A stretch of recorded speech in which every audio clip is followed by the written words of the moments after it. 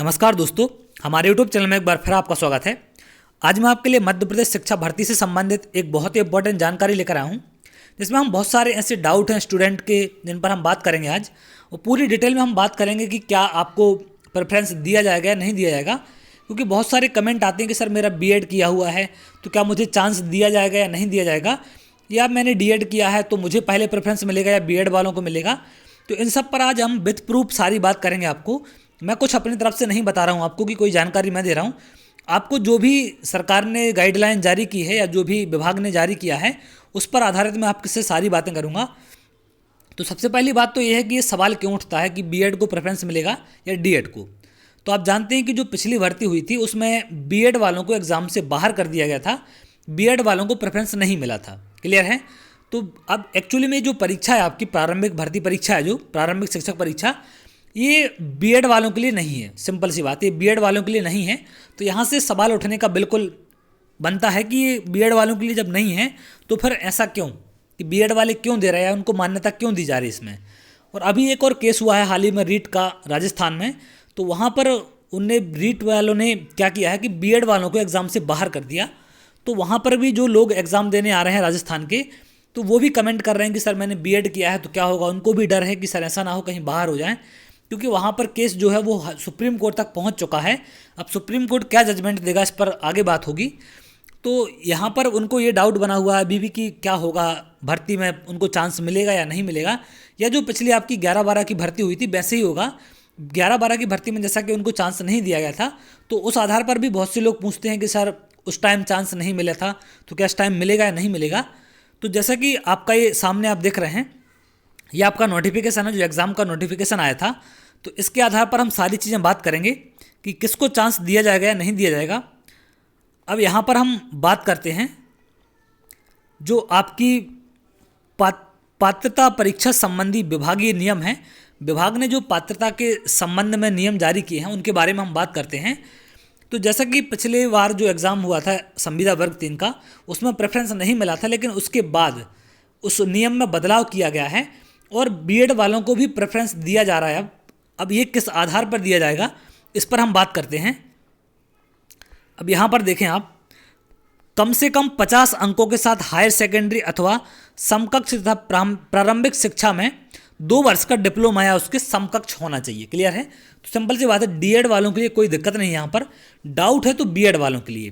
तो अब हम बात करते हैं 50% अंकों के साथ स्नातक तथा शिक्षक शास्त्र बीएड, जिसमें राष्ट्रीय अध्यापक शिक्षा परिषद द्वारा मान्यता प्राप्त शिक्षा संस्थान से शिक्षा स्नातक की उपाधि प्राप्त की हो तथा 1 से 5 तक पढ़ाने के लिए अध्यापक के रूप में नियुक्ति हेतु विचार किया जाएगा।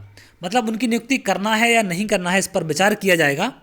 किंतु इस प्रकार अध्यापक के रूप में नियुक्त व्यक्ति को प्राथमिक शिक्षा के रूप में नियुक्ति होने के 2 वर्ष के भीतर राष्ट्रीय अध्यापक शिक्षा परिषद द्वारा मान्यता प्राप्त प्राथमिक शिक्षा में 6 वर्ष का एक ब्रिज कोर्स, सेतु पाठ्यक्रम या ब्रिज कोर्स बोलते, इसको करना आवश्यक होगा।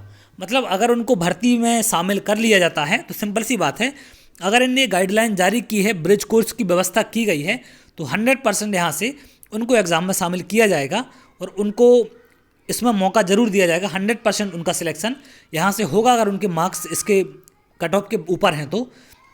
लेकिन उनको करना क्या होगा कि 2 साल के अंदर, जैसे उनकी भर्ती होती है उसके 2 साल के अंदर उनको एक ब्रिज कोर्स करना पड़ेगा, क्योंकि अभी वो 1 से 5 तक की क्लासों को नहीं पढ़ा सकते हैं, उससे ऊपर की क्लासों को पढ़ाने के लिए वैलिड हैं। लेकिन अब अगर वो ब्रिज कोर्स कर लेते हैं तो वो 1 से 5 तक की क्लासों को भी पढ़ा सकते हैं। तो ये आपके नोटिफिकेशन में गाइडलाइन दी गई है कि इनको यहाँ पर प्रेफरेंस दिया जाएगा। क्लियर है। तो यहाँ पर इनको कोई भी डाउट नहीं होना चाहिए कि सर प्रेफरेंस मिलेगा या नहीं मिलेगा।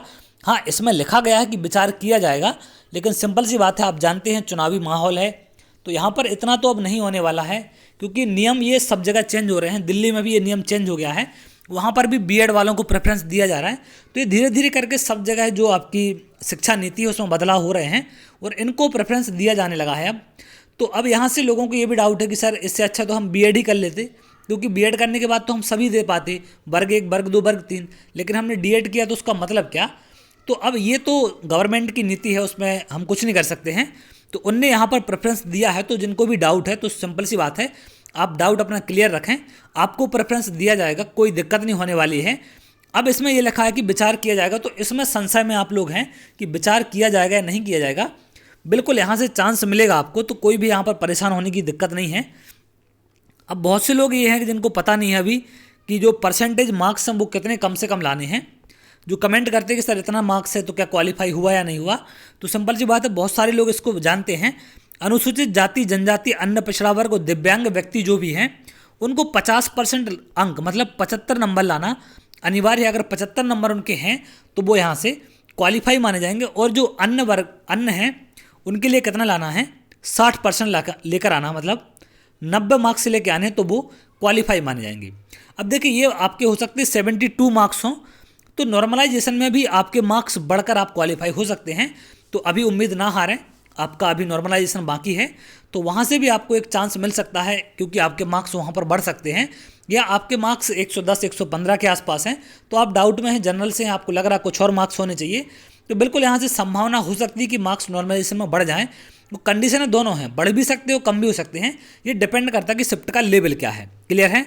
और अभी अगर आपका पेपर अच्छा नहीं गया है, पेपर में आपके मार्क्स कम आए हैं, तो भी आपको उदास होने की ज़रूरत नहीं है, क्योंकि मतलब मध्य प्रदेश गवर्नमेंट ने फिर से 10,000 वैकेंसी को जारी करने की बात कही है। अभी 13,000 पर आपकी भर्ती हो रही है, इसके बाद 10,000 पर बहुत जल्द भर्ती करने की बात कही गई है। तो आप तैयारी में लगे रहें, आपको आगे मौका दिया जाएगा, बहुत जल्द भर्ती आने वाली है।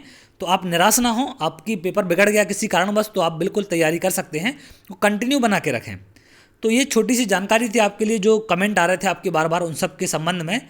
तो अगर आपको वीडियो अच्छा लगा हो तो वीडियो को लाइक कर लें, चैनल को सब्सक्राइब कर लें, जिससे आगे आने वाले और भी इंपॉर्टेंट वीडियो आपको मिल सकें।